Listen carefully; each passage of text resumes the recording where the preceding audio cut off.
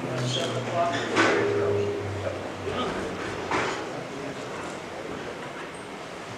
Right.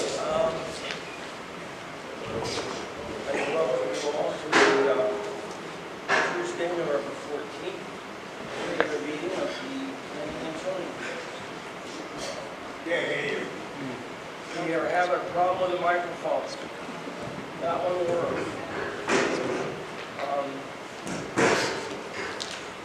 Our chair, who has a very projecting voice, is out for the evening, so I will be chairing tonight.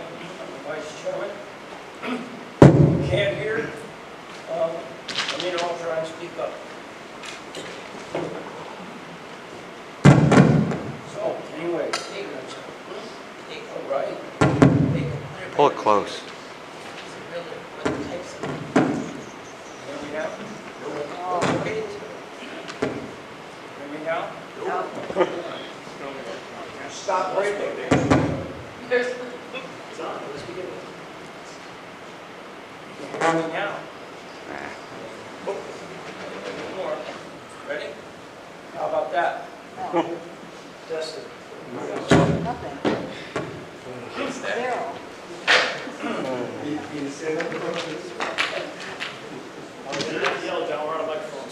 Yep. All right, so, when I come to order, roll call, starting on the left. John Haskell. Frank Mills. June Gagney. John Meyer. Dan Ketchikevich. Brian Bray. Katie O'Neill. All right, and we have a quorum. So, no need to appoint alternate members. We're going to proceed in public hearing.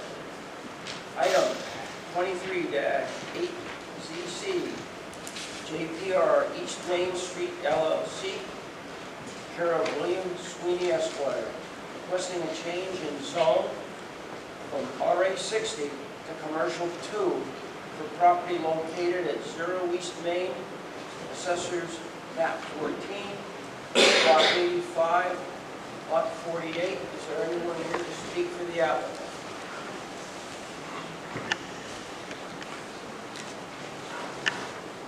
Good evening. Can you hear me? Yes. Thank you. My name is Bill Sweeney. I'm a land use attorney and a partner at the law firm of Tobin Carberry down in New York, Connecticut. I'm also a resident of Canterbury, so I live up this way. It's a pleasure to be here before you again. I was here earlier this year for some text amendments that were passed by this commission.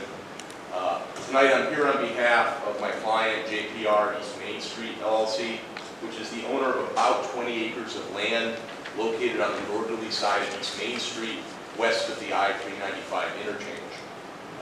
I appear before you seeking a zone change of this parcel from RA60 to C2 district. Do you all have a copy in your packets of the proposed zone change map? Terrific. I've got extra copies if you don't. Just let me know. This is a public hearing, and while our application is fairly simple and straightforward, I am required to build a record. I'm going to try to do that as efficiently as possible because I know you have a number of other items on your agenda tonight. All public notice requirements in this hearing have been met, including notice to abutting property owners and certification of that notice to the commission. As I mentioned, the subject parcel is currently vacant. It's been owned by my client for approximately 20 years. It has approximately 230 feet of road frontage along East Main Street, has great sight lines to the east and west along the state road. It's currently wooded with some topographic change up from East Main Street to a relatively level development area in the central and eastern portions of the site. If you're familiar with the area near Central Village, it is to the west of the parcel are the backyards of about a half a dozen residences along Main Street. To the north of the parcel are many additional acres of woodland. To the east are a variety of commercial uses. And to the south along East Main Street, there's a mix of additional residences, some converted offices, and some retail. The topography and the configuration of the parcel, specifically running along the rear of several other parcels along East Main Street, and particularly its proximity to I-395, does not lend itself to development for single-family homes, either practically or economically. My client, as some of you may be familiar with Mr. Rivera, experienced land developer and engineer, and developing this parcel under your RA60 regulations didn't make sense 20 years ago, and it certainly doesn't make any sense today with our current economic climate. Instead, my client has identified potential interest in the site for either a multifamily residential development, which, as this commission knows, is now allowed in commercial districts by special permit, as well as potentially one or more commercial uses of the property. While we haven't selected a specific use or an end user at this time, we haven't concretely identified that, it's difficult to justify any potential developer spending time, resources, and money to pursue such a development until the parcel zoning is addressed. The rezoning of this site to the C2 district would very simply extend the existing commercial district zoning, which encompasses the Valero gas station, the Elite Inn, the Dollar General store, and shifting that west to encompass this parcel as well. And from my client's perspective, this change makes perfect sense with the current development trends along East Main Street and within the town of Plainfield. Tonight, I would remind you that you sit in your legislative capacity as a planning and zoning commission. You have broad discretion in your review of our application. Our state's zoning statutes direct you that you must consider the plan of conservation and development in your decision. From my client's perspective, this simple and straightforward zone change is wholly consistent with that plan of conservation and development. The 2018 plan identifies the subject property just outside of the Central Village Center area along a key economic development and traffic corridor, and even proposes our parcel to be within the expansion of a future enterprise zone. The POCD also makes clear the priority to enhance and revitalize existing commercial corridors in town, with the encouragement of new infill development of vacant lots, such as ours, in those corridors. Further, the plan notes that new higher density development like multifamily residential or commercial business, should be directed along areas on state highways, which this is, where the infrastructure is already in place to adequately support such uses.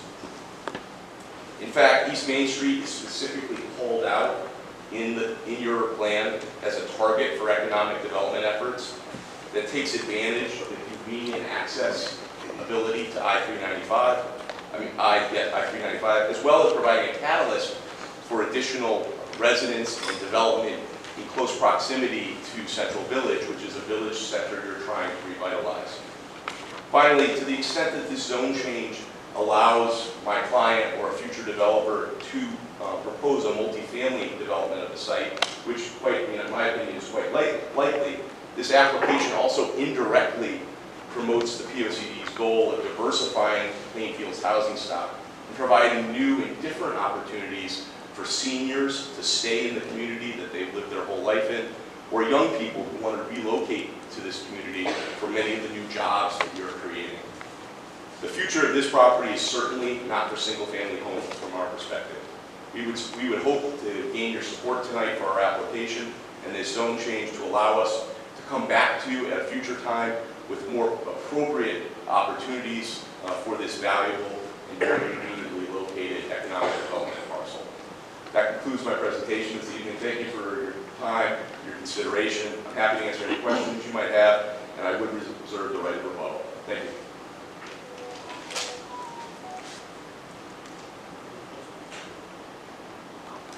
Very good. Thank you.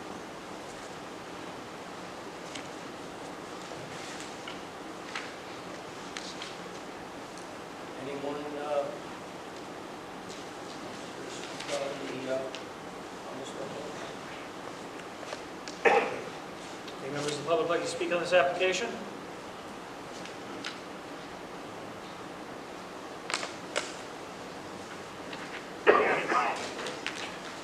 Make a motion to close public hearing. I'll second that. All in favor? Aye. Any opposed? Hearing is closed. All right. Next item. 23-9 ZC of Moribond Deck, requesting a zone change from RA60 to Commercial 1, the property located at 114 Plainfield Pike Road, Assessors Map 25, Block 57, lot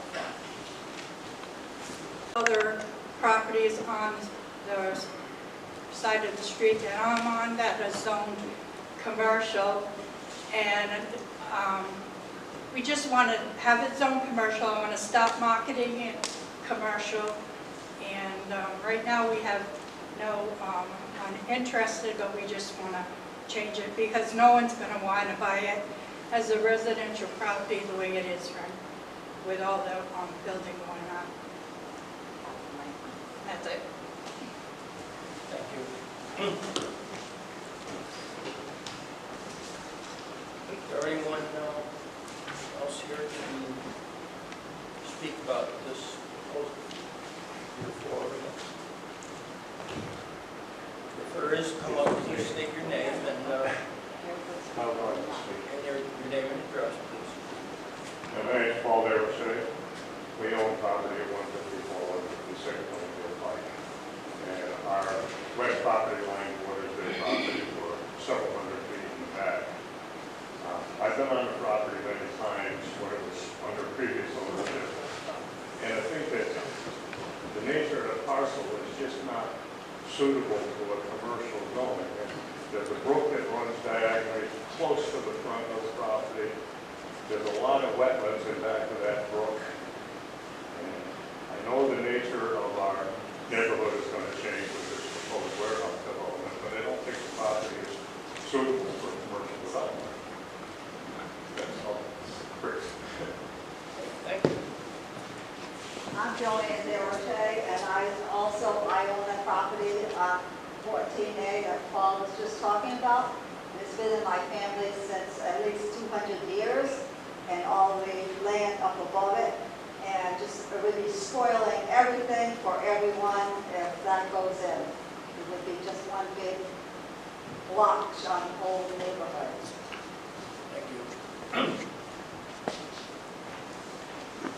Anyone else?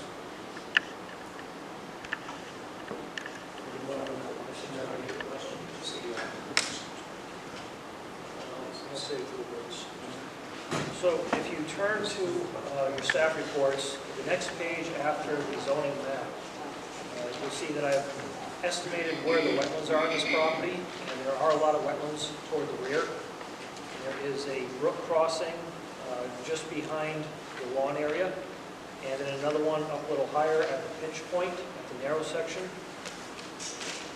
I'm not sure that it would be beneficial to rezone up above that narrow point, simply due to the wetlands crossings, the amount of wetlands that appear to be back there.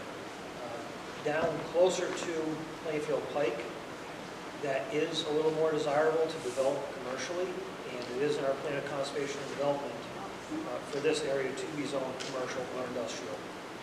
But I think that if you would like to move forward on this, it would be a good idea to stop the zone change at that narrow section just before the wetlands crossing, what appears to be a wetlands that crosses it, which is approximately 630 feet north of Plainfield Pike. Can I just for clarification, referring to this area? Up that narrowest point. So if you turn to the next page, you'll see my approximate wetlands map that I drew up. It's the page just after the map, the zoning map.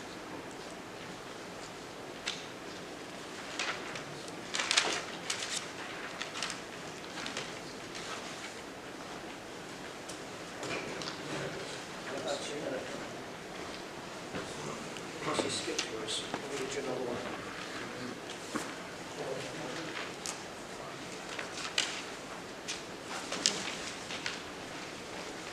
There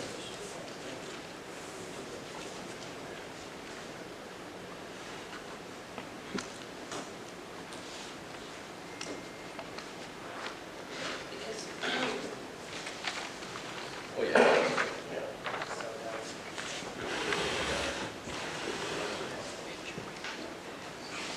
This is nothing proposed yet, you can't go into the wetlands, right? No.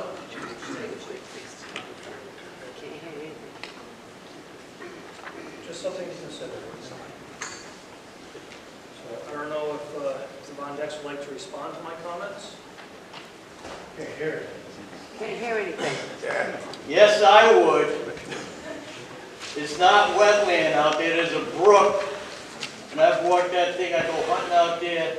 It's all shepherd's land on the left-hand side of my property is a big pond. But as far as out there, there's only a brook that comes down from Econk Hill. It goes across my property into Shepherd's Oak Place. Can you state your name for the record, please? John Von Deck. That's all I got to say about that.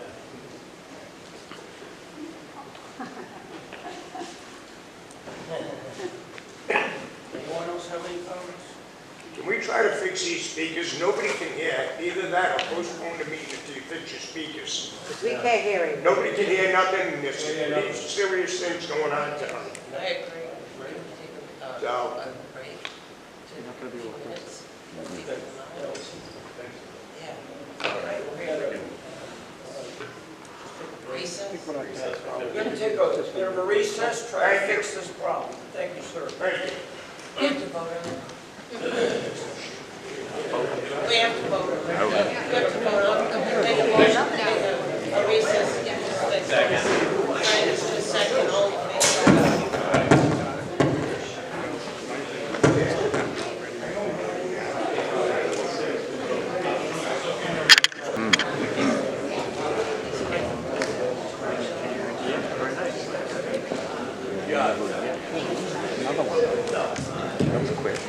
Test.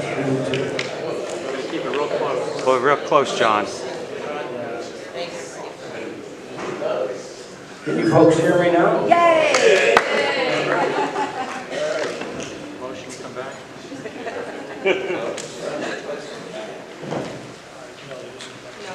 All right, we're going to come back to order.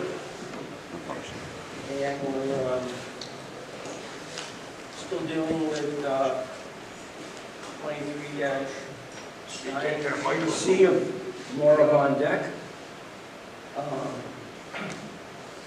Okay, is there anyone else in the audience who would like to speak regarding this application? I just want to say that I want to change it over. Laura, give your name for the record, please, so Can't, so the recorder can pick it up. So just state your name. Just state your name. Just say your name. my name's Maura Von Deck, and I own the property on 114 Plainfield Pike. I just want to say, the reason why I'm changing it commercial is because right now, it's not going to sell as a residential. Because if I put it up for sale, someone's going to have to disclose that it's going to be a 1 million square foot warehouse across the street. It doesn't mean the whole 30 acres would be developed. Right now, I have no one in mind. I want to put it out there and market it to be, it doesn't mean they're going to use the whole 30 acres or, right now, it's just up for whatever it can be as a commercial property. I have 2 buildings on it right now. And that's all I can say. Thank you. Thank you. Any other questions or comments from the audience? Any questions? Move to close public hearing. I'll second that. All in favor? Aye. Aye. Any opposed? All right. Hearing is closed. All right, next item. 23-18SP of the town of Plainfield requesting a special permit for the placement of a 16-foot diameter gazebo on the Moosa Green, Turtle Prospect Street, along with park benches, walking path, and decorative bollards. This is on Assessor's Map 2M Block 95A, Lot 2, C2 zoning district. Okay, the first selectman has asked me to present this tonight. You all know where the Moose Up Green is. It's on Railroad Ave, right across from the old Sportsman. All the town is looking to do is take and put down some topsoil on that green to help dress it up. Right now, it's It was basically a gravel lot that the grass grew in on. Little uneven, needs some topsoil. And they'd also like to place a gazebo, if you look at your packets, more toward the building than it abuts. About 10 feet off the property line. And it's just going to be a 16-foot round gazebo, or octagon or round gazebo. And that's all we're looking to do at this point.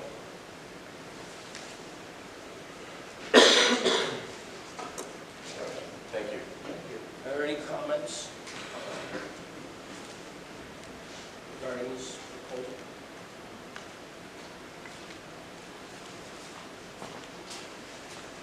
Good evening, my name is Rocky Wagner. I live on 85 Exley Road in Plainfield.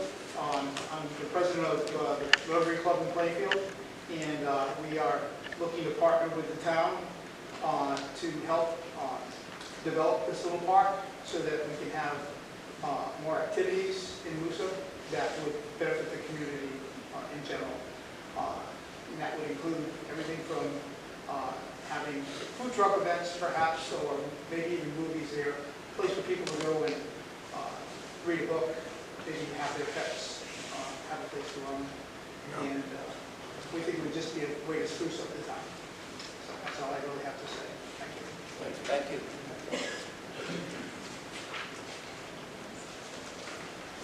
Anyone else?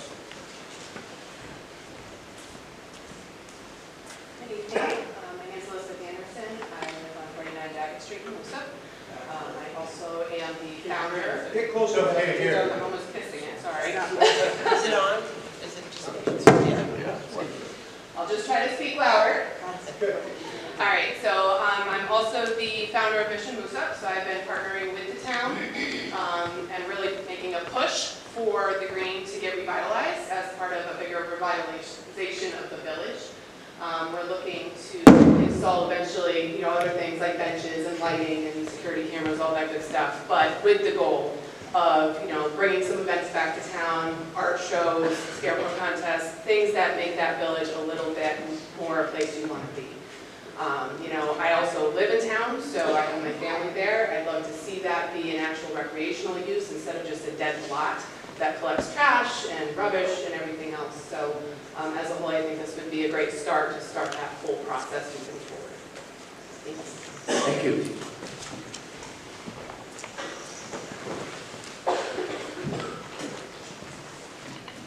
Kevin Cunningham, 405 Moosup Pond Road. This is something I wanted to add into that. This is one of the few projects that has actually gained a lot of support from different community support groups. We started off with Mission Moosup. We talked with what we could do with that property, and since then we've also had the Plainfield Beautification Group saying they'd like to help to dress it up. We also have Rotary, as you heard from Rocky. We've also had Lions Club come forward, and the Plainfield Business Association. So there's a lot of groups that want to have something going on in the downtown area, and just to give the background to it, those are the groups that came forward to say they'd like to help to promote this and do something down in the downtown Moosup area.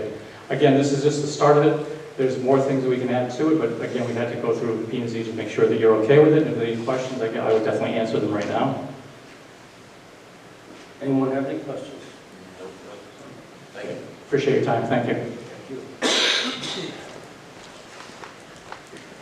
Anyone else to speak in favor or otherwise about this project? No additional questions from the board? Staff? All right, entertain motion. I'll make a motion to close the public hearing. Sure, second. All right. And all in favor? Aye. Any opposed? All right, public hearing is closed.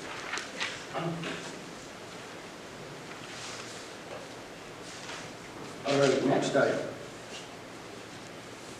23-9TA of Planning and Zoning Commission requesting a text amendment to the zoning regulations, sections 1, definitions, and 7 residential districts to comply with State Public Act PA 23-142 pertaining to family and group daycare homes.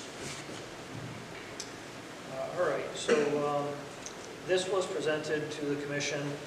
It was in order to address a new public act stating that the regulations have to allow for group and family daycares, child cares, I'm sorry, as a use permitted as of right, no different than a single-family home. This application was presented to try to bring the regulations into compliance. After reviewing this text amendment and the regulations, it's my opinion the regulations are already in compliance.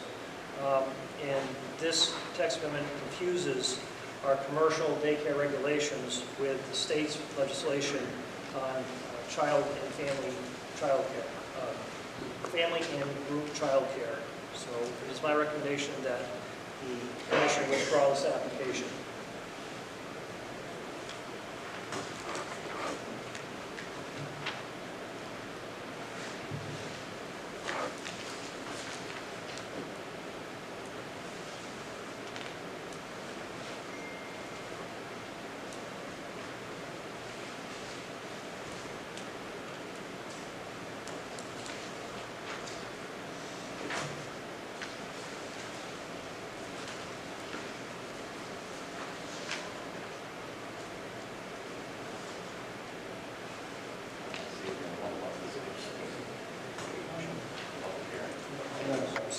By the state's definition, the same as a single-family residential home, which we already do. Basically, the regulations cannot prohibit them, nor can they require them to be allowed by special permit. Our regulations do not. So if somebody presents an application, a zoning permit for one of these issues, to construct a new home, then we just get the zoning permit. If somebody wants to move into an existing home for one of these uses, they do not need any permits, just as if somebody buys a single-family home. The text amendment that was proposed kind of confused our regulations of commercial child care, which is, a commercial facility to take care of kids during the day, with the state's requirements.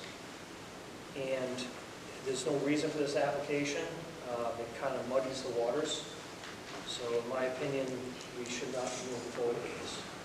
So the commission can just simply withdraw. So, I guess you should open it up to the public to see if anybody has anything to say. Any comments from the public on this proposed text amendment?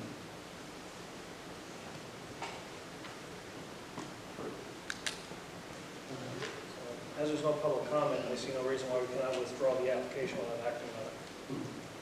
So you need a motion to withdraw the application? I'll make that motion.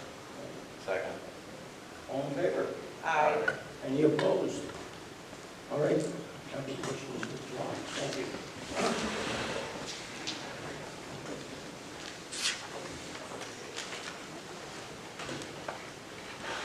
All right, next item, 23-11ZC of Brian L. McCann, requesting a change of zone from RA60 to Industrial 1 for 0 Jackson Road, which consists of 3 parcels, 007-053A-0041, 007-538-0042, 007-538-0043, and also 0 Black Hill Road, parcel 007-0538-0045, 0 Lovers Lane.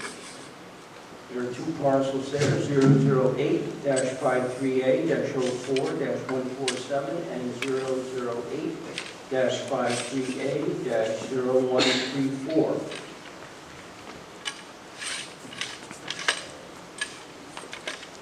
I assume you're here to present this proposal here.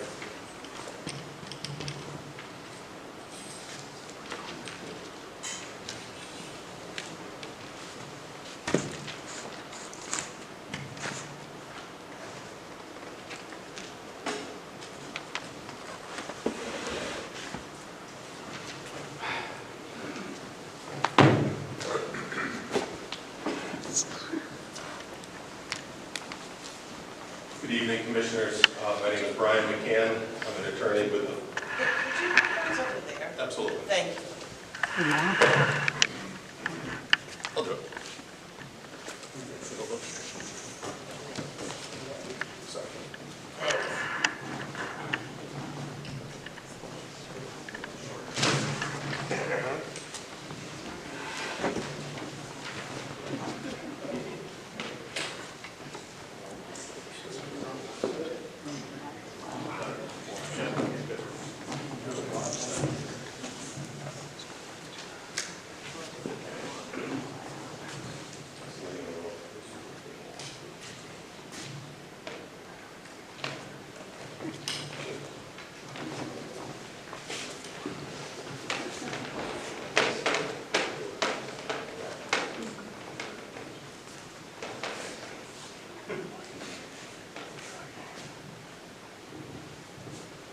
Good evening, Commissioners. My name is Brian McCann. I'm an attorney at the law firm Coleman & Comley.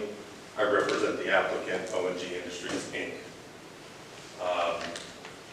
We are here requesting a zone change for 6 parcels of land.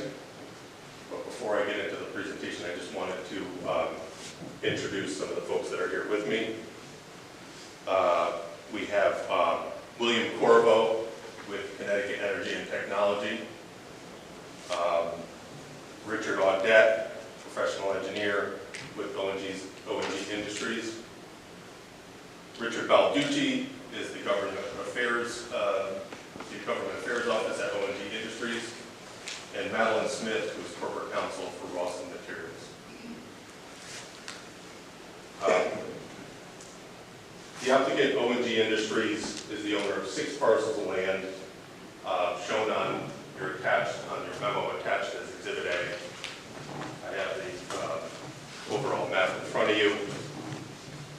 The applicant proposes a rezoning of 466 acres from what's currently R60 residential zone to an industrial 1 zone. The site currently contains 2 sand and gravel operations.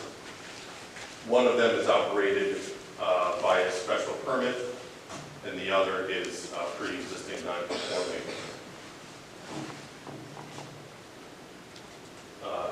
Respectively on the southern and northwestern portions of the site. The applicant believes that the current operations, the current sand and gravel operations are proof that the site can accommodate industrial operations. In addition to the existing uses, we also believe that the mere size of the site lends itself to the ability to accept these industrial operations. It's a large site at 466 acres. We are proposing what I've coined enhanced yard setbacks. Your regulations currently require at least a 25-foot setback from adjacent residential zones, and we are proposing a minimum of 100-foot setback off the side lot lines with a naturally vegetated buffer.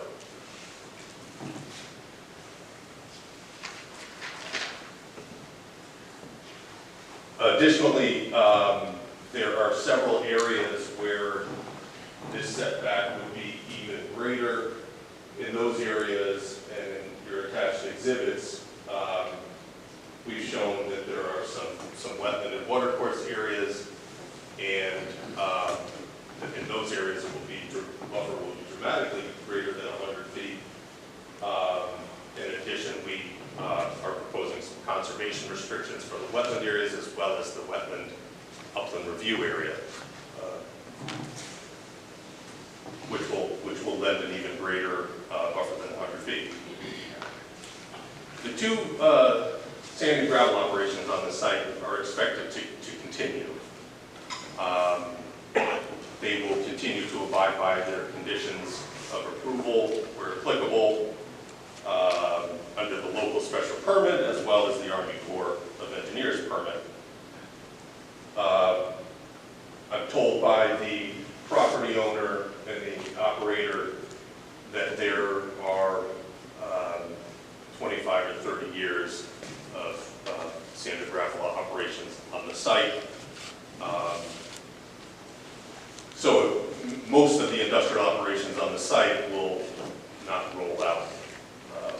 equipment.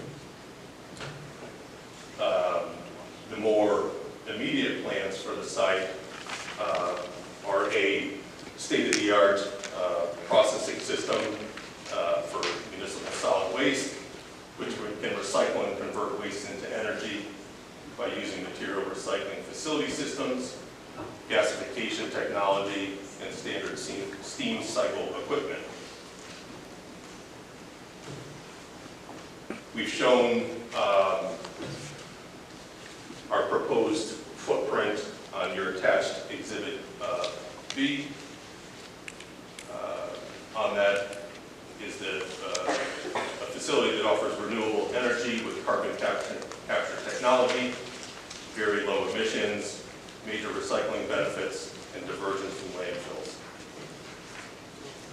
In addition to the environmental benefits, the facility would also offer a financially beneficial alternative to Plainfield for waste collection and hauling. The facility would be proposed on the northwestern portion of the site and is bordered by wetlands along the edge. The site is conveniently located next to a electrical transmission line. On Exhibit C, we show our proposed easement to connect the facility to that electrical transmission line.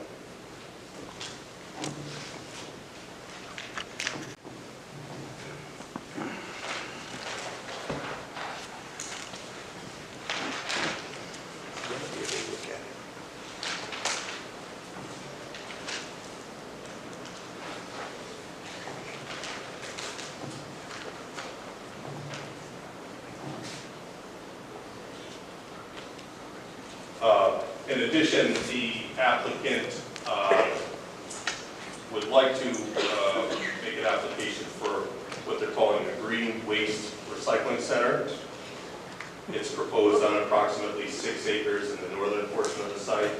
Put that on your property. This site would accept green and organic waste from Plainfield and nearby communities. The applicant has been told and informed that there is a local need to have yard waste accepted on site, and they'd be willing to offer some land for that proposed use. Now, I do want to remind the Commission, and I appreciate that the Assistant Planner has commented in his staff report that the application is for a zoning map amendment, so it's not for any of these specific special permit applications. Obviously, the Commission will have an opportunity to review any future applications, to provide applicable conditions of approval, protections for adjacent properties, etc. However, we have shown these on the plans because we want to be honest with the Commission and show, ultimately what the proposed plans for the site are. The Zoning Commission would be acting in its legislative capacity when it amends the zoning regulations, and it can amend or modify the regulations whenever time and experience indicate a need for revision. The standard also says the zone change will be upheld if it's in accordance with the comprehensive plan and is reasonably related to the police powers.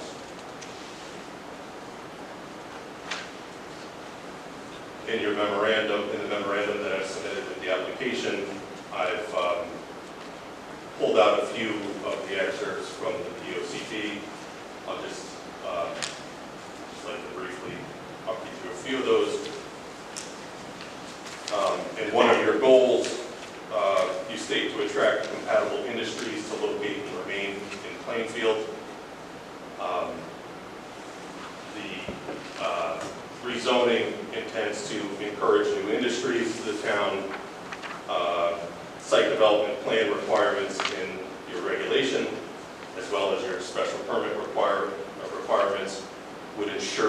compatibility of any proposals with the surrounding community. Another goal is to preserve major portions of the town in their natural state. And as I previously described, the applicant proposes enhanced buffers all around the edge, around the border, which would preserve the woodlands in their natural state, the wetlands, and the buffers in their natural state. In addition, we would propose conservation restrictions, which would limit what can be done on that property, even above and beyond encroachment into yards, protection from other activities such as forestry activities or other types of tree removal. Another goal is to provide opportunities for orderly and energy efficient development and a safe, compatible land use balance of housing, business, industry, agriculture, open space, and government functions. Obviously, this would apply for additional industrial uses for the town in a setting which we believe can accommodate several industrial uses in a balanced fashion. It's a large site. The existing operations on the site are industrial in nature. They don't seem to currently impact the surrounding community, and we don't expect that the future uses would either. Open space is another goal. I've already hit on that. Natural resources, again, the wetlands protection, preservation of much of the forested area. And this would be proposed, this would be above and beyond if this was developed in a R60. The residential development obviously would be allowed to go much closer to the surrounding properties, which would provide much less of that open land, forested land that is currently being proposed. Another goal, economic development, revisit the concept of an industrial park. Another goal, job needs, employment opportunities. The applicant proposes to potentially create hundreds of jobs, hundreds of new jobs. An additional goal is, or focus is worker skills, the creation of new industry.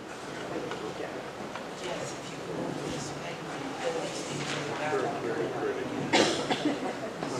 back. Yeah, so that the people in the back can see. Okay. Yeah, so when they We got my copy for that. There you go.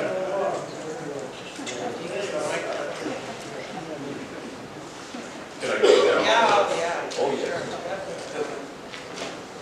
It stops working, give it a tap. Give it a tap, it stops working. All right, I'll do my best here. All right, I'm not gonna flirt with disaster. Okay, so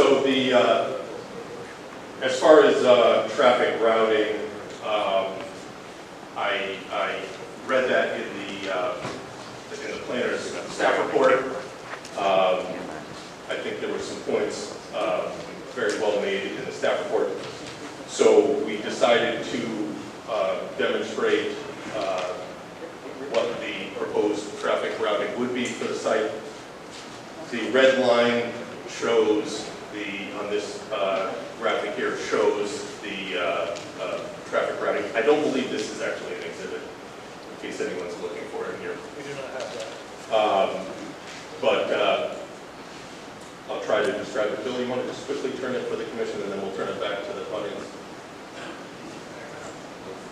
The middle red line is the access way, the Ross and Materials access way into the site. That will go out onto Route 12, and we have two alternative routes that access 395, both in a northern and southern direction. Obviously, this is a double-line state road that's wide and currently accepts triaxle and tractor-trailer traffic fairly easily, and that would be the proposed. Those would be the proposed routes out of the facility, and the red line into the site where the label, an interior label is states waste processing facility, and that's roughly the footprint where the applicant would propose the smart facility. I just, at this time, just while we're on the note of traffic, I'd just like to invite up Madeline Smith just to speak briefly on the site's existing traffic. So I'd like to have her up. Yes. And Madeline Smith is Corporation Counsel for Boston Materials. Good evening, I'm Madeline Smith. I'm with Strategic Commercial Realty, doing business with Boston Materials. We have an office location at 58 Pomfret Street, Suite 4101 in Putnam. We also own the property 349 Norwich Road, which is the property that access way is going through. I'm sure many of you are familiar with our site. We took over for Hopkins Sand and Gravel in 2005. We run a sand and gravel operation there, processing at 349 Norwich Road, and excavating by permit off of the properties in the rear that they're proposing to rezone. Our sites very easily accept triaxle traffic. There's triaxles in and out all day, upwards of 700 some months in our busiest season. We haven't had an issue with traffic backing up due to our traffic coming into the plant or leaving the plant. As you know, our driveway is quite wide. There's good sight lines, and we do not foresee additional triaxle traffic as an issue to our operation or to the state road that is being proposed on. What's the projection for increased traffic should the facility be put in place? Yeah, I mean, we don't currently have the numbers for all the uses proposed. Obviously, we have to do a traffic study in conjunction with each individual special permit application, the smart waste processing facility being one of those, and probably the first application. But I will note that the project that the applicant proposes a connection to the railroad via rail spur into the property, and any of the ash that's taken off the site is expected to be taken off via rail car. So that will significantly limit some of the payload traffic off of the site. But you know, there obviously will be other traffic incoming, traffic with municipal solid waste, etc.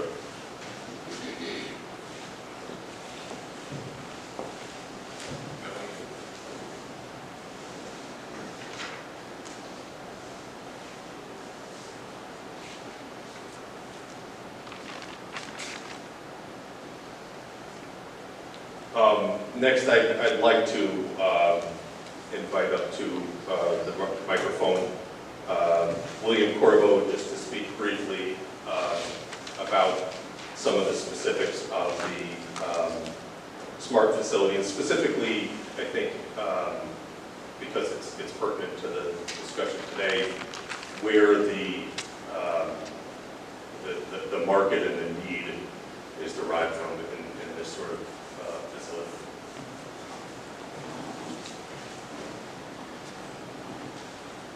Thank you, Brian. Good evening, everybody. My name is Bill Corvo. I do project consulting with ONG Industries.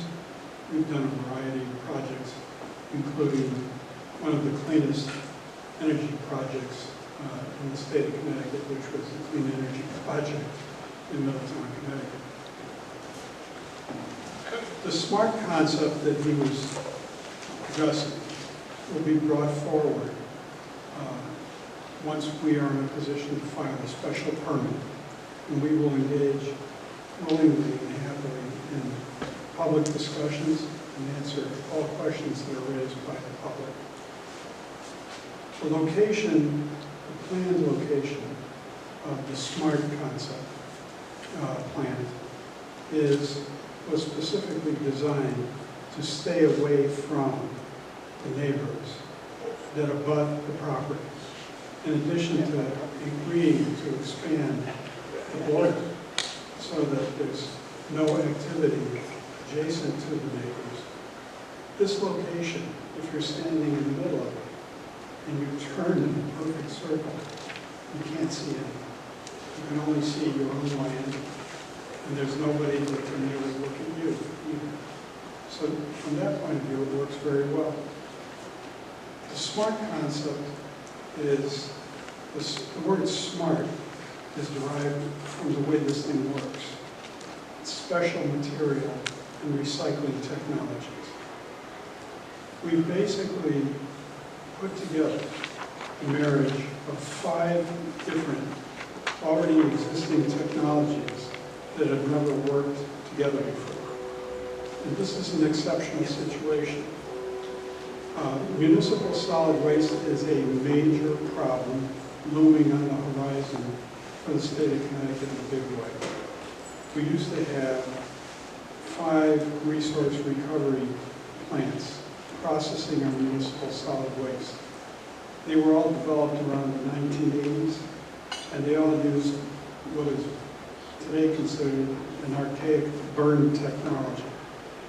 Our concerns about carbon dioxide and other emissions are one of the driving positives for the SMART concept to become the new best available current technology. Last year, the Hartford project, which provided processing for 2,000 tons per day of municipal solid waste, shut its operations. Connecticut is now in a position where it has insufficient capacity to handle its own waste needs in state. So we're going backwards because the solution that is being provided is to utilize landfills located in Ohio and Pennsylvania, so that we have to take our garbage, our municipal solid waste, over 500 miles away and drop it in a landfill in Ohio and Pennsylvania so that we can enjoy the greenhouse gas emissions 2 weeks later in Connecticut. It's bizarre.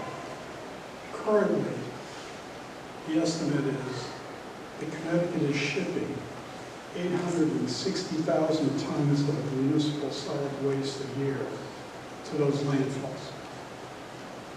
The average price for a tipping fee in Connecticut to handle municipal solid waste is currently $117 a ton.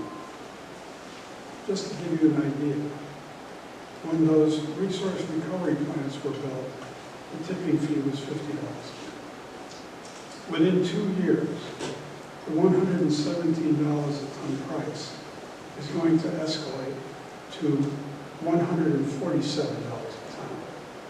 After that, it is anticipated that the increases will continue. And that does not include any potential taxes to be placed on Connecticut waste, out-of-state waste, shipped into either Pennsylvania or Ohio, which is currently a topic for discussion.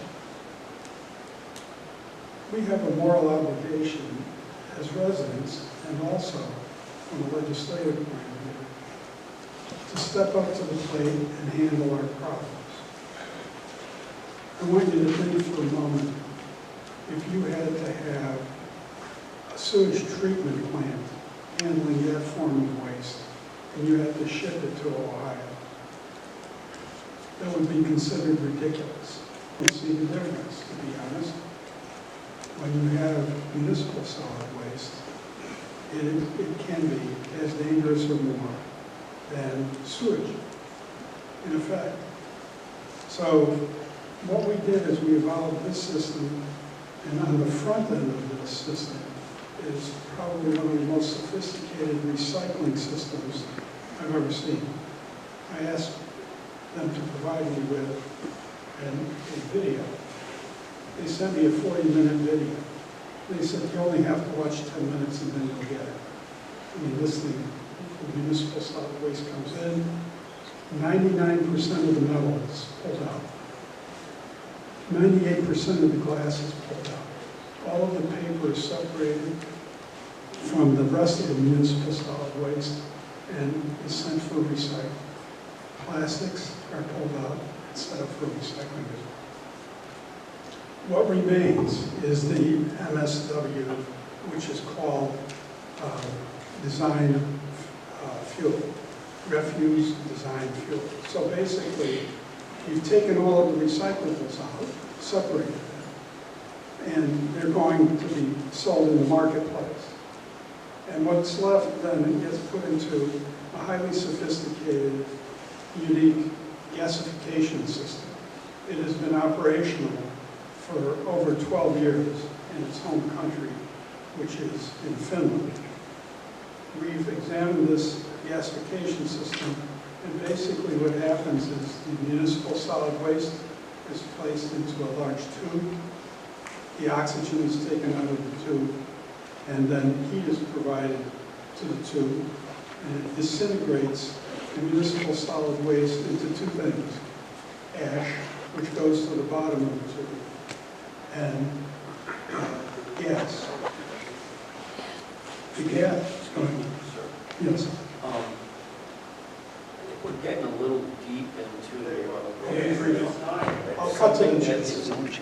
Like it's No, I just wanted you to understand what the smart concept is. I In essence, let me be brief. This is going to be the best available, current technology available with the lowest emissions possible. And we will present it in detail. What's the hazard? Thank you.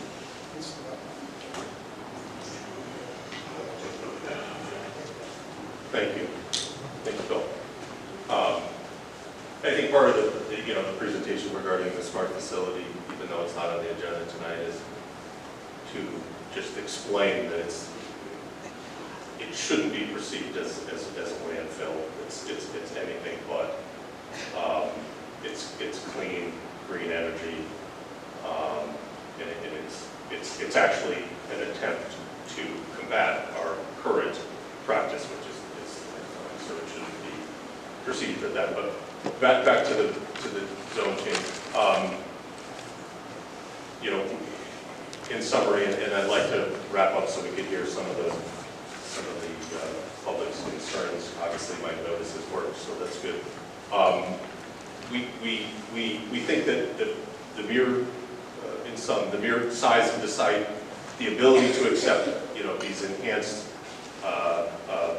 wooded buffers, the location of some of the wetlands, especially off of some of the more dense residential areas, will provide a significant buffer to mitigate any impact to the residential areas. We think that we have a very suitable road system. We've heard the planner's comments specific to the northern portion. We've designed accordingly a primary ingress and egress, which is out onto Route 12 through the existing roadway that's used by the Rawson trucking system. We think that can easily accommodate the trucking traffic, and in the planner's report, it had said, we were able to see that it said that the VOCD has the Hopkins Hill area listed as the Route 12 central section. It's an area of mixed uses, and the town should continue to promote development that is consistent with other uses in the area. Its property is industrial in nature. In addition to being what we believe is suitable for additional industrial uses, we've covered what some of those industrial uses could provide for the town in terms of jobs, in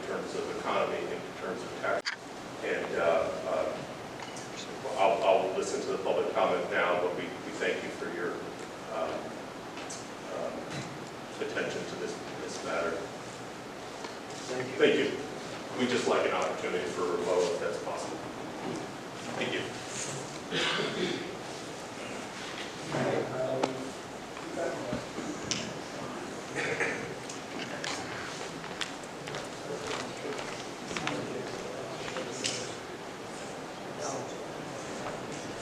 Anyone from the public have any comments on this proposal? My name's Henry Cristaldi, Lover's Lane, Plainfield. I want to know what this is going to do to our drinking water, to our families, to our property value. They said that the traffic wouldn't be affected. If you're over on Lover's Lane and Cemetery Road, when the trains are going by, you're sitting there for a half hour, 45 minutes. When they deliver the Rawsons, you're there for over that. Sometimes the police officers have to have them come and break the trains. So I think this is ludicrous because they're only leaning towards a burning plant. Thank you.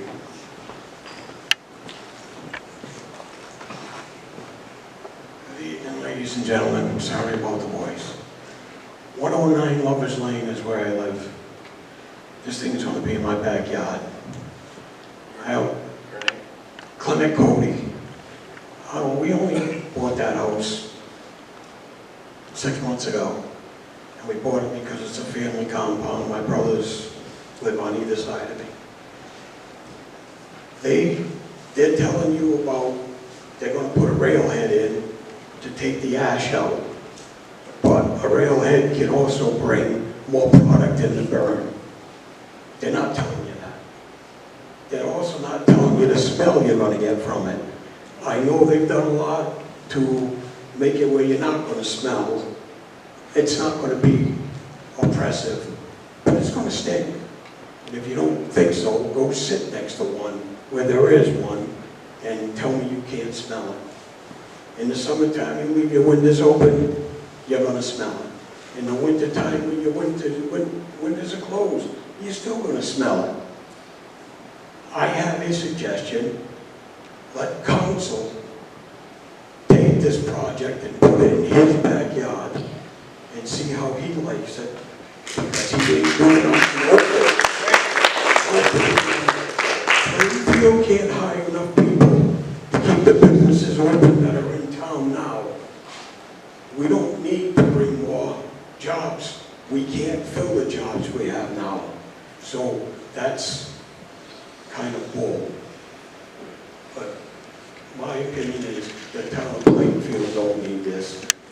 We don't need the aggravation, we don't need the extra traffic, and it's certainly not going to bring any income to Plainfield, no matter what anybody tells you. They'll be looking for tax breaks, they'll be looking for everything that they can get from Plainfield, and when they can't, they'll pull out and go somewhere else where they've been promised to get something. Thank you very much.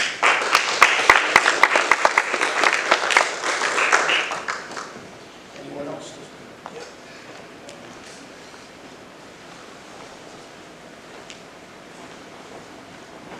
Richard Cody, 105 Lover's Lane.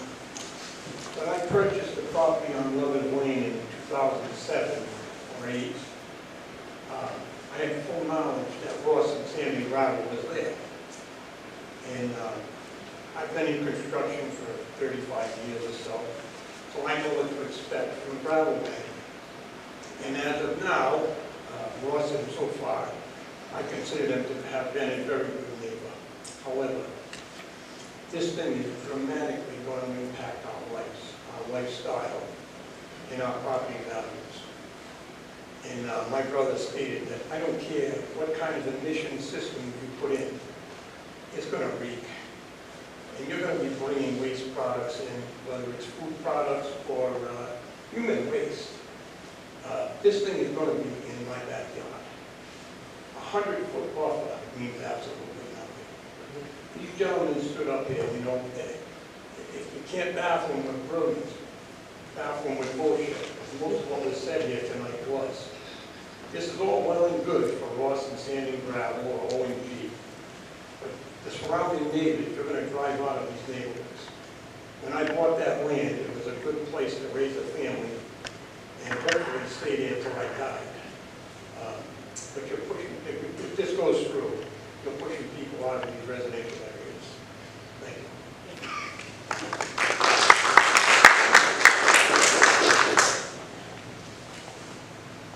Sylvester Lover's Lane, 81.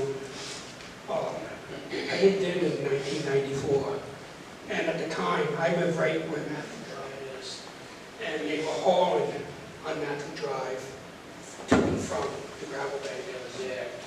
And all we got the whole time was dust and noise. That's all we have.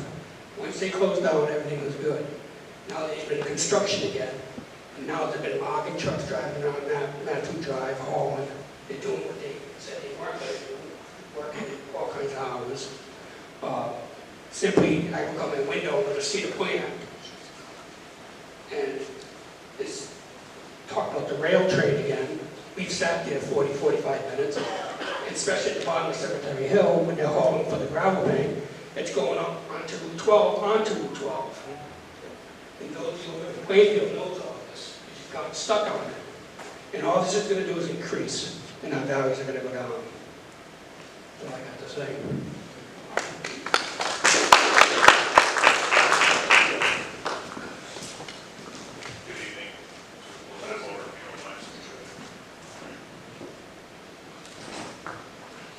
This is my property right here, in this triangle. Excuse me, for the record, you please state your name and address. Absolutely. My name is Jason Wells. I live at 155 Lover's Lane. Just go back in the audience so we can see as well. This triangle right here. Yep. So, I'm very familiar with the traffic on the gravel road. We have the cornfield right next to my property. We live right next to both plants, we're in between both. So, like the other ones my neighbor said, they're pretty good neighbors right now. The gravel bank is great. Yes, it's a little noisy sometimes, yes, it's a little dusty, but it's not garbage in my backyard. And they're talking about 25-foot, 100-foot setbacks, that's nothing out there. That is absolutely nothing. So you're talking about all these residential neighborhoods that bought this property because they want quiet, they want woods, and you're gonna put a garbage plant in the middle back there? So, just consider where it's going. I've seen defunct garbage plants downtown Hartford. It's not a pretty area. It's not what we want in Plainfield. Hartford, Middletown, he talked about Middletown. It's an absolute dump out there. So just think about that for Plainfield. Thank you.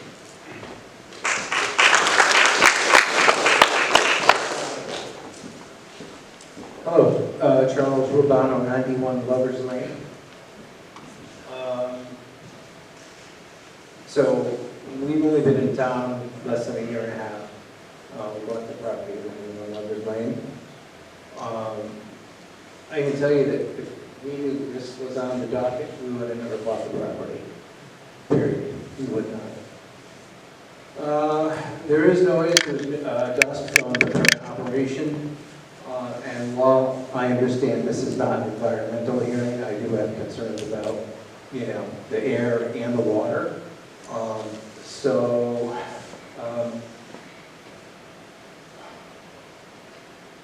I work for a green energy company, so on the one hand, I look at the landfills and I go, oh, we can't have this. But at the same time, he's right, the setbacks, not enough setbacks. There's going to be superfluous garbage floating around. You just drive down the highway and you see any vehicle that's transporting garbage. Okay, and half the time there's garbage flying out of it. Okay, so there's going to be garbage floating around from this place. I'm concerned about the air. I'm concerned about the water. So I speak in opposition to the zoning change. Thank you.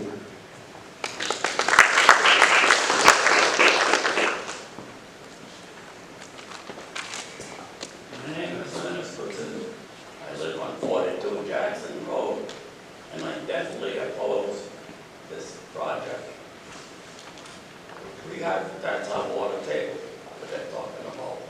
What happened? They dry up our wells. They're going to make us new wells. Thank you.